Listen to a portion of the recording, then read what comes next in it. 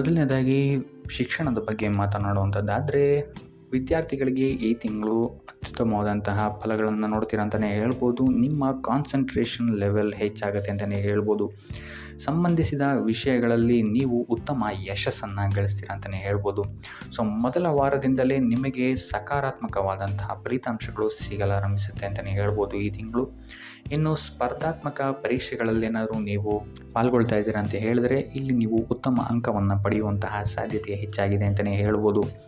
ಇನ್ನು ಪ್ರಥಮ ದರ್ಜೆಯ ವಿದ್ಯಾರ್ಥಿಗಳಿಗೆ ಸಮಯ ಅತ್ಯುತ್ತಮವಾಗಿದೆ. ಮೂರನೇ ವಾರ ಸ್ವಲ್ಪ ತೊಂದರೆಗಳು ಉಂಟಾದರೂ ಸಹಿತ ಕೊನೆಯ ವಾರ ಉತ್ತಮವಾಗಿರುತ್ತೆ ಅಂತಲೇ ಹೇಳ್ಬೋದು. ಇನ್ನು ಇಂಜಿನಿಯರಿಂಗ್ ಅಥವಾ ಕಲಾತ್ಮಕ ಕ್ಷೇತ್ರದಲ್ಲಿ ಓದ್ತಿರುವಂತಹ ವಿದ್ಯಾರ್ಥಿಗಳಿಗೂ ಸಹಿತ ಈ ತಿಂಗಳು ಉತ್ತಮವಾದಂತಹ ಫಲಗಳನ್ನು ನೋಡ್ತೀರಾ ಅಂತಲೇ ಹೇಳ್ಬೋದು. ಒಟ್ಟಾರೆಯಾಗಿ ವಿದ್ಯಾರ್ಥಿಗಳಿಗೆ ಈ ತಿಂಗಳು ಪಾಸಿಟಿವ್ ರಿಸಲ್ಟ್ಸ್ಗಳೇ ಹೆಚ್ಚಾಗಿ ಸಿಗುತ್ತೆ ಅಂತಲೇ ಹೇಳ್ಬೋದು. ಇನ್ನು ಕುಟುಂಬ ವಿಚಾರಕ್ಕೆ ಬರುವಂಥದ್ದಾದರೆ, ಕುಟುಂಬ ವಿಚಾರದಲ್ಲಿ ನಿಮ್ಮ ಮಕ್ಕಳ ಆರೋಗ್ಯದ ಬಗ್ಗೆ ಸ್ವಲ್ಪ ಎಚ್ಚರ ವಹಿಸುವಂಥದ್ದು ಉತ್ತಮವಾಗಿರುತ್ತೆ. ಇದಲ್ಲದೆ ಅವರ ಶಿಕ್ಷಣಕ್ಕೆ ಸಂಬಂಧಿಸಿದಂತೆ ಈ ತಿಂಗಳು ನಿಮಗೆ ಸ್ವಲ್ಪ ತೊಂದರೆ ಕಾಡ್ಬೋದು ಅಂತಲೇ ಹೇಳ್ಬೋದು. ಆದ್ದರಿಂದ ಅವರ ಆರೋಗ್ಯದ ಬಗ್ಗೆ ಹೆಚ್ಚು ಗಮನ ವಹಿಸುವಂಥದ್ದು ಉತ್ತಮವಾಗಿರುತ್ತೆ. ಇದಲ್ಲದೆ ನಿಮ್ಮ ವೈವಾಹಿಕ ಜೀವನದಲ್ಲೂ ಅಷ್ಟೇ ನೀವು ಸ್ವಲ್ಪ ತಾಳ್ಮೆಯನ್ನು ವಹಿಸಬೇಕಾಗತ್ತೆ. ನಿಮ್ಮ ಸಂಗಾತಿಯ ಭಾವನೆಗಳಿಗೆ ನೀವು ಸ್ವಲ್ಪ ಸ್ಪಂದಿಸಬೇಕಾಗತ್ತೆ. ಇಲ್ಲ ಅಂತ ಹೇಳಿದರೆ ನಿಮ್ಮ ಕುಟುಂಬದಲ್ಲಿ ಇದೊಂದು ಸ್ವಲ್ಪ ಬಿರುಕನ್ನು ಮೂಡಿಸಬಹುದು. ಆದ್ದರಿಂದ ನಿಮ್ಮ ವೈವಾಹಿಕ ಜೀವನದಲ್ಲಿ ಸ್ವಲ್ಪ ಉತ್ಸಾಹವನ್ನು ನೀವು ತರುವಂಥದ್ದು ಉತ್ತಮವಾಗಿರುತ್ತೆ. ಬಹಳ ದಿನಗಳಿಂದ ಮದುವೆಗೆ ನೋಡ್ತಾ ಇರುವಂಥವ್ರಿಗೂ ಸಹಿತ ಈ ಸಮಯದಲ್ಲಿ ಉತ್ತಮವಾದಂತಹ ಆಫರ್ಸ್ಗಳು ಬರ್ಬೋದು ಅಂತಲೇ ಹೇಳ್ಬೋದು. ಇನ್ನು ಇದಲ್ಲದೆ ನಿಮ್ಮ ಪೋಷಕರಿಗೆ ಈ ತಿಂಗಳು ನಿಮ್ಮ ಸಲಹೆ ಮತ್ತು ಸಹಕಾರ ಬೇಕಾಗ್ಬೋದು ಅಂತಲೇ ಹೇಳ್ಬೋದು. ಕುಟುಂಬದಲ್ಲಿ ಆದಷ್ಟು ತಾಳ್ಮೆಯಿಂದಿರಲು ಈ ತಿಂಗಳು ಪ್ರಯತ್ನಿಸಿ. ಯಾವುದೇ ರೀತಿ ಬರುವಂತಹ ಸಂದರ್ಭಗಳನ್ನು ಪ್ರೀತಿಯಿಂದ ನಿಭಾಯಿಸಲು ಪ್ರಯತ್ನ ಪಡಿ. ಒಟ್ಟಾರೆಯಾಗಿ ಕುಟುಂಬ ವಿಚಾರದಲ್ಲಿ ಈ ತಿಂಗಳು ನಿಮಗೆ ಮಿಶ್ರ ಫಲ ಅಂತಲೇ ಹೇಳ್ಬೋದು. ಇನ್ನು ಆರೋಗ್ಯ ವಿಚಾರಕ್ಕೆ ಬರುವಂಥದ್ದಾದರೆ, ಆರೋಗ್ಯ ವಿಚಾರದಲ್ಲಿ ಈ ತಿಂಗಳು ನಿಮಗೆ ಸಾಮಾನ್ಯವಾಗಿರುತ್ತೆ ಅಂತಲೇ ಹೇಳ್ಬೋದು. ಆದ್ದರಿಂದ ನಿಮ್ಮ ಆಹಾರದ ಬಗ್ಗೆ ಸ್ವಲ್ಪ ಎಚ್ಚರಿಕೆ ವಹಿಸಿ. ಕರಿದ ಆಹಾರದಿಂದ ದೂರ ಇದ್ದಷ್ಟು ಒಳ್ಳೆಯದು. ಇದಲ್ಲದೆ ಇಲ್ಲಿ ನಿಮ್ಮ ಮಾನಸಿಕ ಒತ್ತಡ ಸ್ವಲ್ಪ ಹೆಚ್ಚಾಗುವಂತಹ ಸಾಧ್ಯತೆ ಇದೆ ಅಂತ ಹೇಳ್ಬೋದು. ಆದ್ದರಿಂದ ಹೆಚ್ಚು ವಿಶ್ರಾಂತಿಯನ್ನು ತಗೊಳ್ಳುವಂಥದ್ದು ಮತ್ತು ಯೋಗ ಮತ್ತು ಧ್ಯಾನವನ್ನು ಮಾಡುವಂಥದ್ದು ನಿಮಗೆ ಇಲ್ಲಿ ಸಹಕಾರಿಯಾಗಿದೆ ಅಂತಲೇ ಹೇಳ್ಬೋದು. ಇದಲ್ಲದೆ ಈ ತಿಂಗಳು ನಿಮಗೆ ಹಲ್ಲಿಗೆ ಸಂಬಂಧಿಸಿದಂತಹ ನೋವುಗಳು ಸ್ವಲ್ಪ ಬಾಧಿಸ್ಬೋದು ಅಂತಲೇ ಹೇಳ್ಬೋದು. ಇನ್ನು ನಿಮ್ಮ ಸಂಗಾತಿಯ ಆರೋಗ್ಯದ ಬಗ್ಗೆ ಸಹಿತ ನೀವಿಲ್ಲಿ ಸ್ವಲ್ಪ ಎಚ್ಚರಿಕೆಯನ್ನು ವಹಿಸಬೇಕಾಗುತ್ತೆ. ಆದರೆ ತಿಂಗಳ ಕೊನೆಯ ವಾರ ನಿಮಗಿಲ್ಲಿ ಆರೋಗ್ಯ ಪರಿಸ್ಥಿತಿಗಳು ಸುಧಾರಣೆ ಆಗುತ್ತೆ ಅಂತಲೇ ಹೇಳ್ಬೋದು. ಇನ್ನು ವೃತ್ತಿ ಜೀವನವನ್ನು ನೋಡುವಂಥದ್ದಾದರೆ, ಈ ತಿಂಗಳು ನಿಮಗೆ ನಿಮ್ಮ ಕೆಲಸ ಕಾರ್ಯಗಳಲ್ಲಿ ಸ್ವಲ್ಪ ಸವಾಲುಗಳನ್ನು ನೀವು ಎದುರಿಸಬೇಕಾಗಬಹುದು. ಆದ್ದರಿಂದ ನಿಮ್ಮ ಬುದ್ಧಿಶಕ್ತಿ ಮತ್ತು ನಿಮ್ಮ ಉತ್ತಮ ಕಾರ್ಯವೈಖರಿಯನ್ನು ಬಳಸ್ಕೊಳ್ಬೇಕಾದಂತಹ ಸಮಯ ಈ ತಿಂಗಳು ನಿಮಗೆ ಬರಬಹುದು.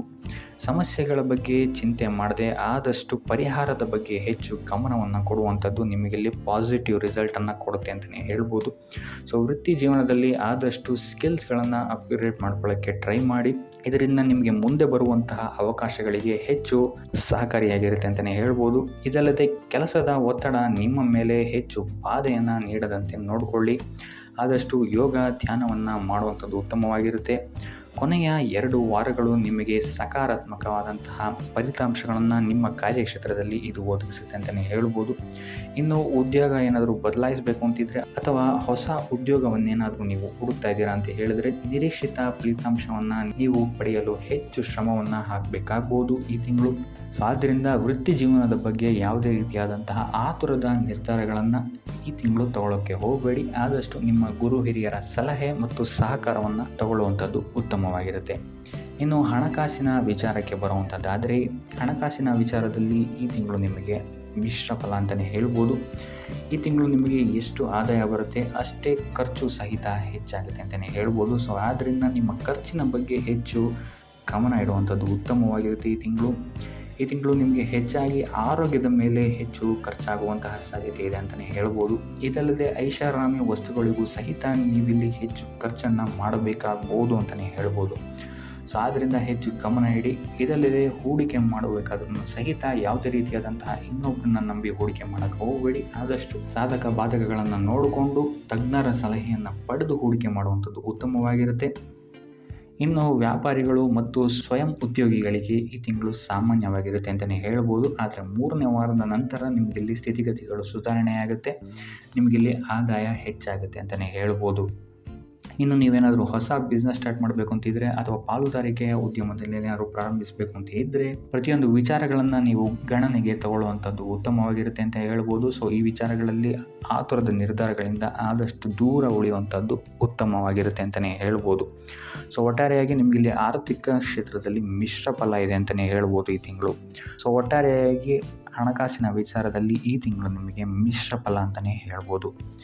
ಇನ್ನು ಉಪಾಯ ವಿಚಾರಕ್ಕೆ ಬರುವಂಥದ್ದಾದರೆ ಸೋಮವಾರದಂದು ಶಿವಾಲಯಕ್ಕೆ ಭೇಟಿ ನೀಡುವುದು ಅಥವಾ ಹಾಲಿನ ಅಭಿಷೇಕವನ್ನು ನೀಡುವಂಥದ್ದು ಮತ್ತು ಕೈಲಾದಷ್ಟು ದಾನವನ್ನು ಮಾಡುವಂಥದ್ದು ಸಹಿತ ನಿಮಗಿಲ್ಲಿ ನಿಮ್ಮ ಕಾರ್ಯಕ್ಷೇತ್ರದಲ್ಲಿ ಬರುವಂತಹ ಪ್ರತಿಯೊಂದು ವಿಘ್ನಗಳನ್ನು ನಿವಾರಣೆ ಮಾಡೋಕ್ಕೆ ಸಹಾಯ ಆಗುತ್ತೆ ಅಂತಲೇ ಹೇಳ್ಬೋದು. ಸೊ ಇದಾಗಿತ್ತು ಈ ತಿಂಗಳ ನಿಮ್ಮ ರಾಶಿ ಭವಿಷ್ಯ.